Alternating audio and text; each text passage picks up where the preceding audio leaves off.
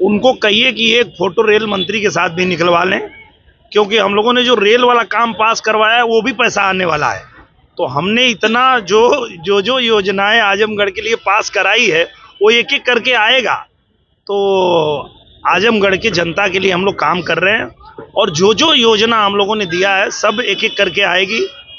और मुझे लगता है कि धर्मेंद्र जी ने ये बात नहीं कहा होगा, क्योंकि वो जानते हैं कि उन्होंने सोशल मीडिया उन्होंने नहीं, सोशल मीडिया पे भी वो नहीं कहे होंगे, उनके लोग श्रेय लेना चाह रहे होंगे।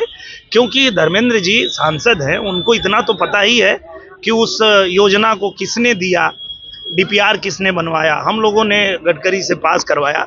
तो वो सांसद हैं, वो इतनी बड़ी गलती नहीं करेंगे कि किसी और का किया हुआ काम खुद श्रेय नहीं लेंगे। हाँ, उनके समर्थक जो हैं वो कोशिश कर रहे होंगे, और कोई बात नहीं है, जनता के लिए काम हो रहा है, आजमगढ़ के लिए काम हो रहा है, आगे भी काम होता रहेगा। उनका वर्जन लगा था कि ये हमने पास करवाया जनता के लिए। कोई बात नहीं है, अभी गडकरी जी को मैं आजमगढ़ लाने वाला हूँ, गडकरी जी खुद ही बता देंगे कि कौन पास करवाया है और कौन बनवा रहा है। सर बहुत धन्यवाद।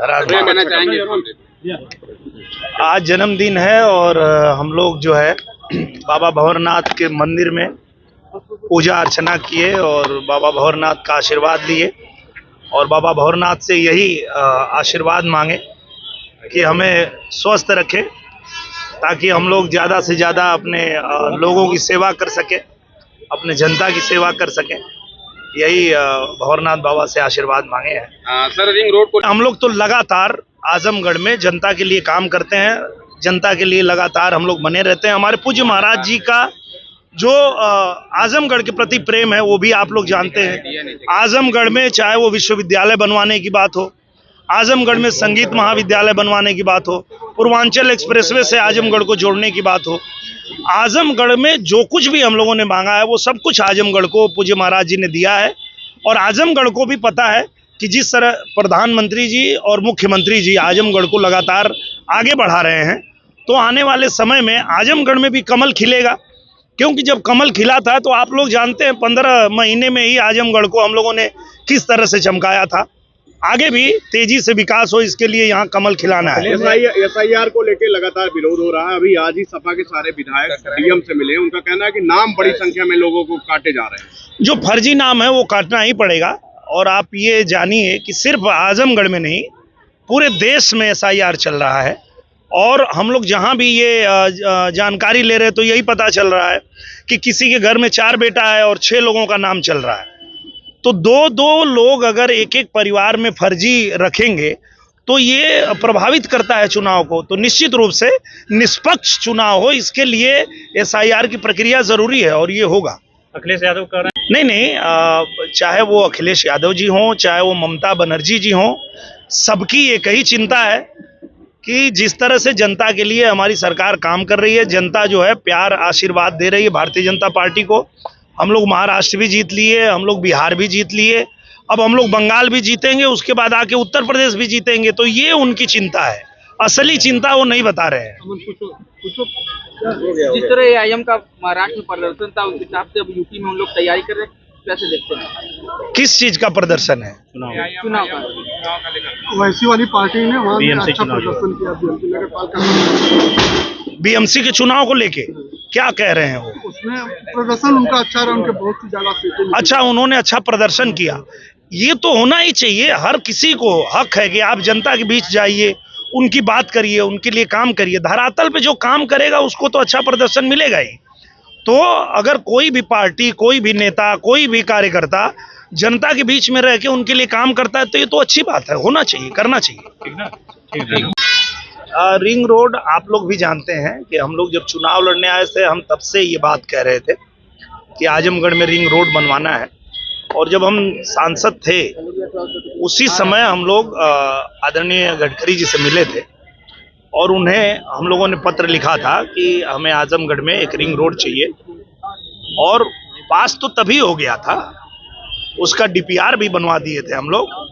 अब जाके जो है उस पर राशि आ चुकी है, पैसा आ चुका है, और ये बन जाएगा। और इसके बनने के बाद जो दिक्कत होती थी, जो आजमगढ़ के लोगों ने हमको कहा था कि जो लोग बनारस से आते हैं उनको जाना है गोरखपुर, तो उनको शहर में आने की ज़रूरत नहीं है, वो बाहर से निकल जाएंगे। किसी को कोई मऊ से आता है, उसको गाजीपुर जाना है तो शहर में आने की ज़रूरत नहीं है, बाहर से ही निकल जाएंगे।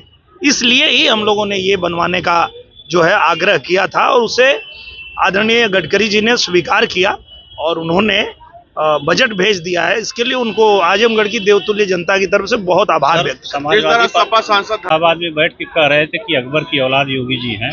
उन्होंने 40 दिन का सरकार को, योगी जी को अल्टीमेटम दिया है कि गाय को राष्ट्रमाता घोषित किया जाए, नहीं तो भारी विरोध होगा। क्या कहें? देखिए, संत महात्मा जो होते हैं वो अगर कुछ कह रहे हैं तो हम लोगों की इतनी क्षमता नहीं है कि हम उनके बारे में कुछ बोल सकें। वो महात्मा है, संत है, और जो हमारे योगी जी हैं, भले हमारे प्रदेश के मुख्यमंत्री हैं, लेकिन वो भी एक महात्मा है, वो भी संत हैं। तो जब संत के बारे में कुछ बात कर रहे हैं तो उसमें हम लोग कुछ नहीं बोल पाएंगे। ये चैलेंज जो गाय का दिया जा रहा है कि 40 दिन में राष्ट्रमाता घोषित किया जाए, क्या लगता है, क्यों चैलेंज किया जाए? मैं वही कहना चाह रहा हूँ कि अगर कोई संत महात्मा कुछ कह रहे हैं तो उस विषय में टिप्पणी करना ये हम लोगों के बस की बात नहीं है, उसमें हम लोगों को नहीं बोलना चाहिए। सर, संभल में जिस तरह से बुलडोजर की कार्रवाई हो रही है, क्या लग रहा है सरकार एक अच्छी कार्रवाई कर रही है?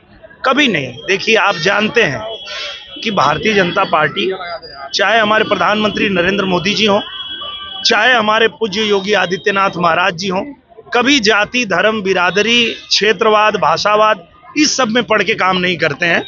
जब भी काम होता है वो जनता के हित में होता है, और अगर जनता की जमीन को, जनता के हक के जमीन को किसी ने भी कब्जा किया हुआ है तो उस पर कार्रवाई बुलडोजर की होती है।